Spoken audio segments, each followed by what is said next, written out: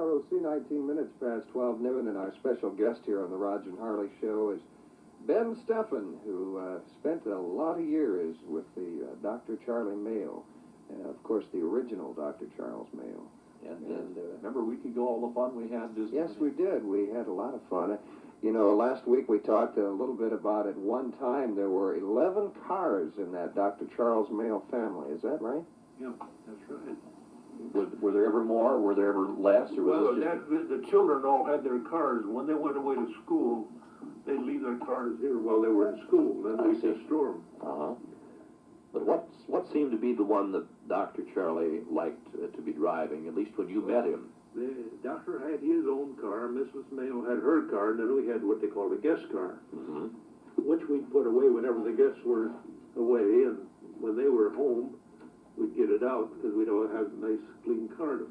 So we can set the time on this. Now, you came with them from 1925 until the time of Dr. Charlie's death. And where was the home at that time? Where were these stuck? Out in the country. Out in the country at Mayowood? Yeah, but I kept the cars at my garage here in town. I lived up here on 4th Street. Ben was formerly from Plainview, and it was kind of unusual. If you missed the visit we had last week, Ben was here in the clinic waiting for some word on his son, who was having an appendectomy, and he overheard Dr. Charlie talking to the desk attendant about not being able to get his car started, and I guess you went out and started his car and were soon hired. Is that right? Well, he came in as Mr. the old fellow out in front that was checking baggage. I see. And I was in his waiting room with him, and doctor came in first, with a ticket, and he showed it to this manager. I can't think of his name. And he said, "What'll I do?" And he said, "Just leave me have that ticket, doctor. I'll go up and see the chief."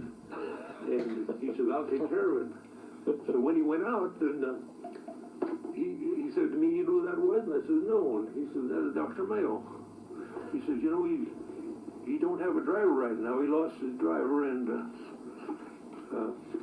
he's doing his own driving, and he's just getting along best he can." So we no more than got through with that, and I said, I said, "Has he got one? I got one yet?" And he said, "No, I don't know, but he says there's been quite a few fellas after it." But just then, doctor come in, and he says, "I can't start my car." He says, "There's something wrong." And he says, "Doctor," he says, "you got a driver yet?" And doctor says, "No."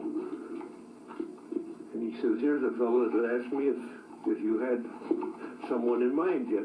And doctor looked over at me and says, "Where are you from?" And I said, "I'm from Plainview." And he said, "Well, see if you can start my car." So on we went, and he just had it locked in the starter. So we went out, and of course we rocked the car and got her loose. And he said, "You write me a card, letter," he said, "and tell me about yourself." And he says, "I'll let you know," because he says, "Edith and I are going away." And he says, "I'll get in touch with you." Well, my son had surgery that night, and they told me this Dr. Hunt said, "Stay over because your boy's pretty bad shape." And I stayed in town all week until Saturday, and when I come home back to Plainview, the first time that the operator got a hold of me in Plainview, she said, "Where in the world have you been?" She said, "Call this number at Rochester immediately." And that was Dr. Mayo, and then soon you got the job. Yeah. Remember this from last week, and I want to get this in again because a lot of people missed last week and are with us today. And Ben, you said at one time there were 11 cars, Dr. Charlie alone, and now about Dr. Will. You did not drive for him, but you certainly crossed paths there. Oh, yeah, many a time. Because the children's cars would be put away and left for them when they were home from school. You took some long trips, and let's get to one or two of those trips in just a matter of moments. We're talking with Ben Stephan, who remembers well the days of Dr. Charlie Mayo. He was the chauffeur from 1925 till 38 or 39. It'll be very interesting to talk about also here. Just a moment right here on the Roger and Harley Show. 23 minutes after 12 noon. From KROC in Rochester, 12:27 now. You know, Roger, Ben and I were chatting here a moment ago. Ben Stephan, I understand that at one time the Mayos were great Packard men, and suddenly in 1926 they made a switch to Buicks, and this made a kind of a whole change on a lot of others started buying Buicks then locally too, Ben. Is that correct?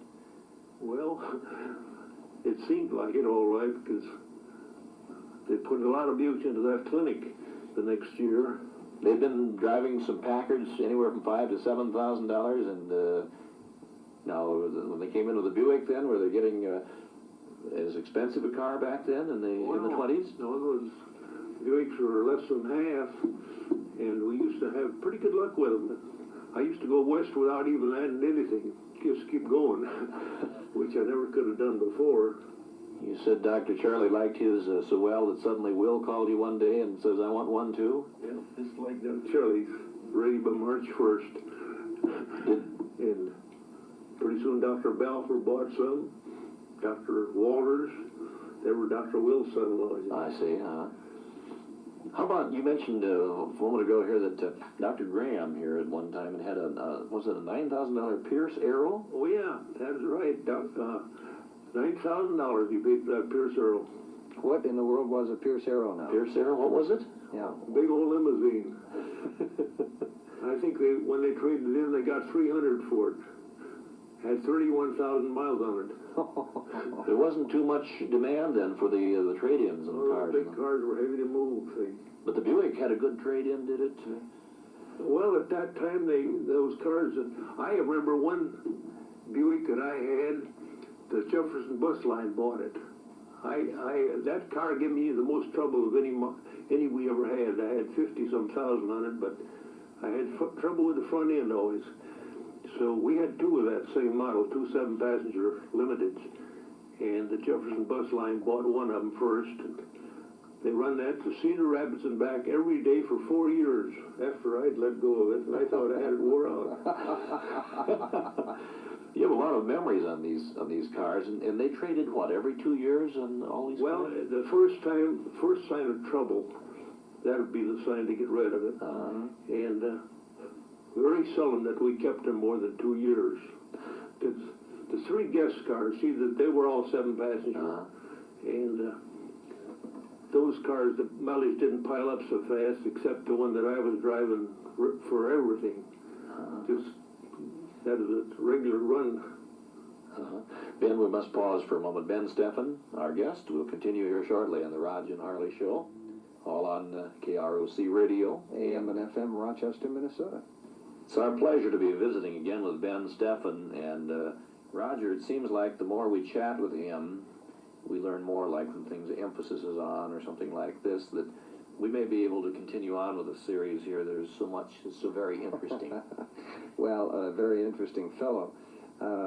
We've been kind of curious to find out just what kind of equipment they had in these limousines. Yes. I just kind of wondered about that. Quite a lot, not only in the limousine, but in the family car, the individual car. They had all the curtains and everything. The first Buick that we got had curtains all around, silk curtains on the windows, and upholstery, the robes, the lap robes that matched the upholstery, and we had special tires put on them at the start. Build them up, every luxury we could think of, just depend the price. Because so it wouldn't be too cheap, otherwise you wouldn't have been interested in a $2,000 car. I see.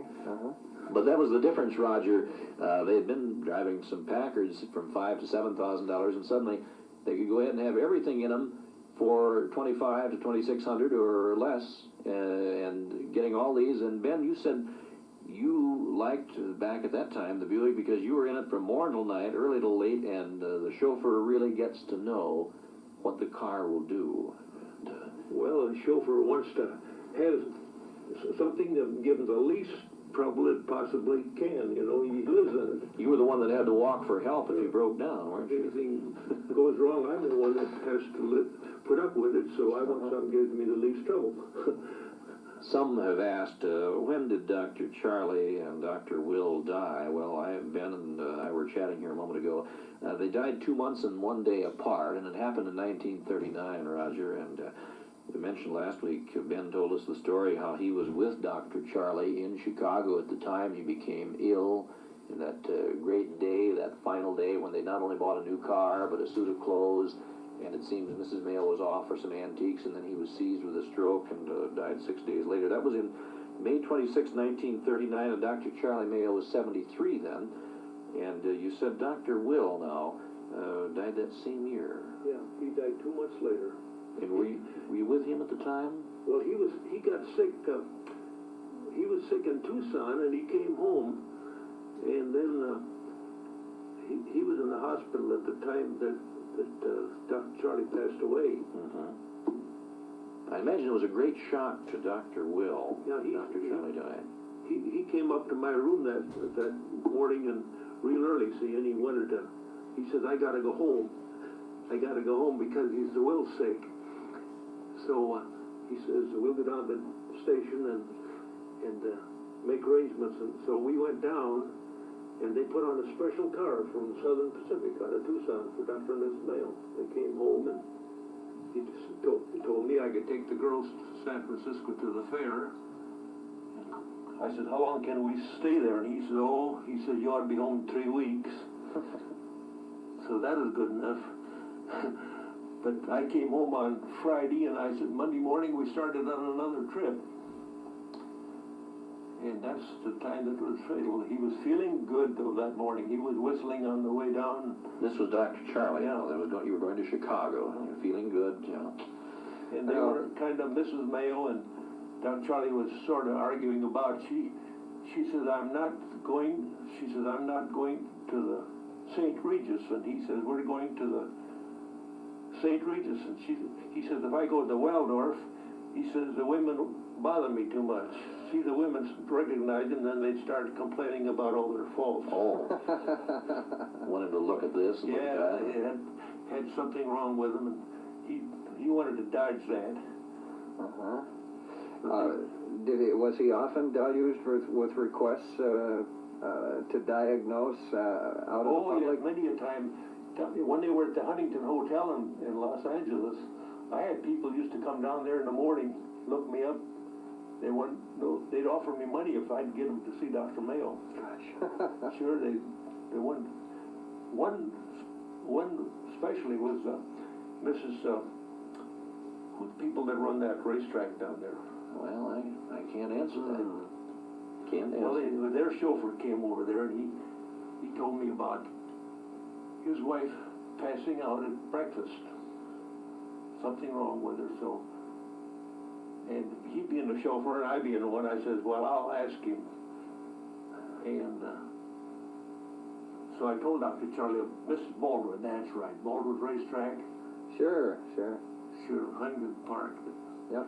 And I said, Mrs. Baldwin's chauffeur, his wife's sickly, and he wanted to know if you'd look at her. He said, well, you tell him to bring her up tomorrow morning at 9 o'clock, but not to come up, you bring her up. He said, so I took her in, up to Doctor's room, and he didn't tell Nichols. Nichols was the man's name.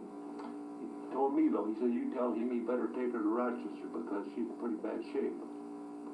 Weighed about 75 pounds. Oh, my gosh. Was this on the last trip of Dr. No, Charlie? that was way back in 1930, I think, 1930. Listen to this man's memory. 31. Listen to this man's memory. Yeah. Because we were establishing the fact here that Dr. Charlie, at age 73, died in Chicago there in the May. Did Dr. Will die here in Rochester? Where did he died in St. Mary's. He did, I see. Roger, Ben was telling us a few moments ago here that prior to Dr. Will's death, you said he took some walks every evening. Dr. Will did? Dr. Will used to walk every night before he'd go to bed. Take a walk. That was in Tucson? 1 mile. He did that no matter where he was. He'd always take his walk at night before he went to bed. Well, now, were you with him a good share of the time after Dr. Charlie died? See, they lived across the street from each other in Tucson. And Mrs. Mayo, her name was Hattie. He'd usually have her go around with him, but she just did it to please him. And a lot of times when he'd come out at night, I was across the street watering the grass. We had these street sprinklers, you know, and just turn on the valve and let them go. Yeah. So he'd stop and I'd walk around the block. That'd be 1 mile, see, around one block, 4 blocks. And this was right No, up. no, 3 times, that's right. He always figured that he had to walk 1 mile before he went to bed. That'd be 3 times around the block. I see. Sure, that'd be right, because the average block is around 10, average mile, around 10 blocks to the mile. So if he went 3 times around the square, well, he'd have his mile Then already. he'd tell me those different things. Well, that last time that I saw Dr. Will, he stopped that night when I was out in front, and he says, you know, he says, I've lost 16 pounds, he says, in the last 6 weeks. And I says, what do you think is causing it, doctor? And he says, it's this cottonseed oil. He says, everything down here is cooked in cottonseed oil. He says, I'm going back to Rochester in the morning, and he says, when you and Charlie come back, he says, I want you to take Charlie to the north rim of the Grand Canyon. He said, you ever been there? And I said, nope, I haven't even seen the south rim. And he said, well, he said, the north rim's beautiful. He says, you just take that route this time. So that's the last time I saw Dr. Will and the last time I ever talked to him. But Dr. Charlie took the train home a couple of days later, and because he said, Will's sick and I've got to go home. Yeah. Now, Dr. Will then died July 27th that same year in 1939. In July. Just 2 months apart. Must have seemed, having been with them for 14 years, you started in 1925 and have been with them until the time of their death, seemed like an awful void in your life. Something really had gone out.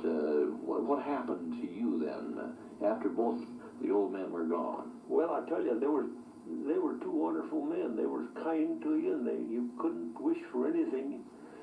They never would do anything to hurt your feelings. Always try to make you feel good and cheer you up. Dr. Charlie, you said, really was full of fun and humor. Am I correct on that? Yeah, It was that's really a lot of slapstick almost, a lot of puns going on. Yeah, he would never miss any opportunity to have a little joke or something like that. Dr. Will was serious type. Was Will rather sedate and very proper then all the time? Yes, he was. Yes. But he liked his fun, he liked the social activities. Well, he wasn't humor like Dr. Charlie. Charlie was always kidding somebody, and Let us continue. I think that's why they got along so well.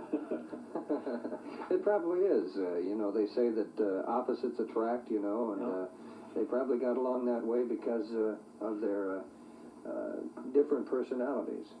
Let's pause for a moment. Ben Stephan, our guest, will be back here in a moment. On the Raj and Harley Show, at 15 minutes before 1 o'clock now, KROC Radio in Rochester. And of course, we've got 76 degrees here in Rochester, Minnesota. Stay with us now. We'll take a look at, of course, weather at 12:55. This is Curly from Nelson TV. Gentlemen, they took some great trips, and Ben Stephan, you were telling us that you went to the Chicago World's Fair, I guess, many times. How many? 17 different trips to Chicago and the World's Fair? That is 33. 33, I made 17 trips. You see, they had an exhibit down there at the fair. This glass man was down there, and they'd take down young doctors from the clinic. Oh, I see. They'd explain that. But now they have it on record, I think. And I'd go down, and a lot of times when there'd be a good load coming back, we'd have an early dinner, we'd say 5 o'clock, and come back after dinner and drive home that night. You also 17 trips and 33. Did you were telling me earlier too, you had a trailer trip up around to the Gaspé Peninsula. Yeah. And back in 1937, that seems to be one of your highlights, memories. Well, it was a memory, all right. We bought this. They bought this trailer in Champaign, Illinois, and we made our first trip west-east, and I got stuck just out of Liverpool. The first when you cross the river at Liverpool, very steep hill. Now, where's Liverpool?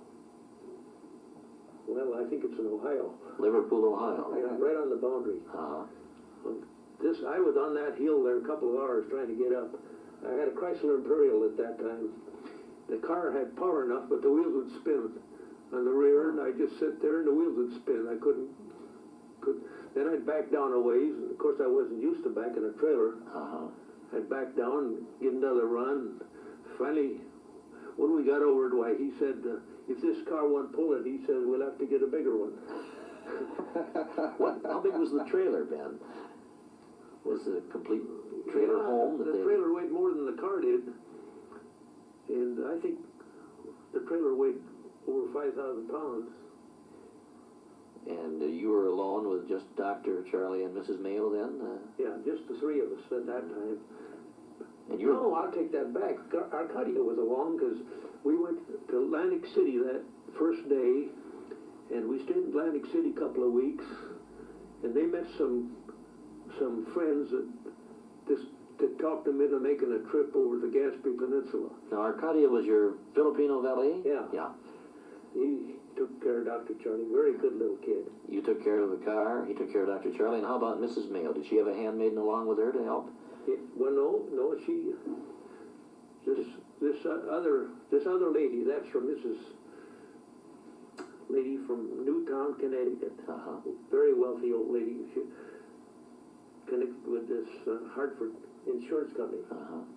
Hartford, Connecticut. Well, anyway, we got up to Gaspé, across the river to Quebec, and come back across New Brunswick. U.S. #1 from New Van Buren, Maine, down to Miami, Florida. #1 all the way. And this is in 1937. Now, you were pulling your trailer behind you, all that. And was it a good trip? Was it a hard? Well, it wasn't bad. It was rather interesting, and then we spent a while in Miami. Come back up to. We kept on the coast through Mobile and You crossed into Texas then? New Orleans, down to Victoria, What a trip. Corpus Christi. Went down, stayed at Kingville a couple of days, King Ranch. I see. We were going to go over to Mexico City, but they wouldn't let us go to the mountains at Monterey because they tied us up there with a house trailer. See, they wouldn't let us go beyond Monterey. So then we came back up. That's when we got into Victoria. And then we went west to El Paso, and that's where I ran into trouble. Trailers, one of the tires on the trailer went flat. So I had some extras, but we got into El Paso, and then I had to get some more rubber for my car. Too heavy loads, you know, and the car wasn't adapted that This heavy. was the Chrysler you were Yeah, talking about. Chrysler Imperial. Went over to Tucson. I unhooked the trailer, and they took a trip up San Francisco and back without in the car, and Mrs. Mayo decided she'd had enough of the trailer. So we spent the winter in Tucson, and they came home on the train, and Arcadia and I brought it home. That was the last they used the trailer. They gave it away after that. They gave it away. We just wondered if we get a chance to talk about the North Star here. She never did like it. She never liked that trailer, but he did. Now, you said here a few moments ago when we were chatting off the air, the North Star, their boat, was open for a lot of friends of theirs, but it was generally in the winter tied up down in the southern ports. Well, no, they'd keep it up at Wabasha, and they'd have friends of theirs, like young doctors and wives. They could ride the boat south. It'd probably go as far as St. Louis or Hannibal or somewhere, and then they'd come back and a new bunch would get on. But when the boat got to New Orleans, well, then the Mayos would get on, and then they'd ride from there over to Biloxi. And This was a big cruiser, wasn't it? How big, you remember? 125 feet. And they owned it together? Dr. Charlie really, he didn't want anything to do with it, but he had to pay half of the upkeep of it. Dr. Will really was the one that liked the boat, because he told me about that time when we were on. One time he was just sitting there, and finally he said to me, he said, you can sit on here and think, but he says, if you want, you can sit without thinking. Yeah. Whatever happened to the North Star then? Does someone have it as a museum? Well, when the Depression came on, they just unloaded it. They felt kind of guilty riding around in a big yacht when people were hard up, out of work. So they didn't have it too many years then, is that right? I think they give it to the government. I think, Yeah? because it's still in service somewhere. I've read about it being up the river here. I don't know the name of it now. Some place isn't perhaps a museum though. I think it's the government boat of some kind. So very interesting, and our time runs out here. But Ben Stephan, sure that there are many more stories. You still have many more, is that correct? Interesting things. Well, I don't know. I just keep thinking when somebody reminds me of something, I can think of it. Coming up. We've got another time we wanted to talk about when you were called, Dr. Charlie was called to the penitentiary in Florence, Arizona to see if Winnie Judd was competent to stand trial. That's right, yeah. And you made it, did you? What did he say? Well, the warden called up from Florence, Arizona. He called up Sunday morning. And he wanted Dr. Charlie to come up and look at Winnie Judd. He said, I want to know what you think of her. So doctor told me about it. He said, you never saw Winnie Judd? And I said, no. He said, well, let's go up. So, of course, when we got up to Florence, why, he took me by the hand, and we went into this bullpen where they kept all these women. He pulled me along with him, so we went in, and they had her in a little stone building in the center of this big lot. Can you tell us what year this was, Ben? Oh, I think it's about 38. 38, yeah. Because She was the Trump murderess, we remember. yeah, that's right.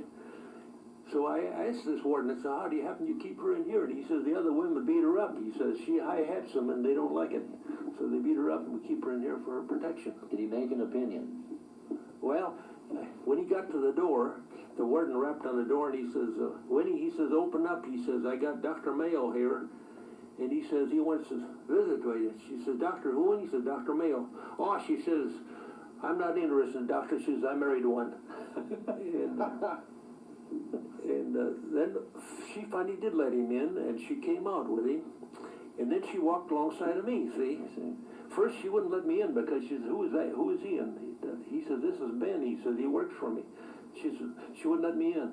But when she come out, she walked alongside of me. She had a little black cat in her hands, coal black. And I says, how'd you get that cat? She says, somebody sent it to me. She says, this is what I get, she says, for falling in love with a married man. She was really very our time runs out, and we want to have you back again. And I'm sure there'll be many more things to visit about. It's been a lot of fun, hasn't it, Rob? Thank you very much. Yeah, it really has. This is a very exciting interview. Chauffeur for many years with Dr. Charlie Mayo and the Mayo family. We must end our Raj and Harley show today, too. Yeah, we got to do it.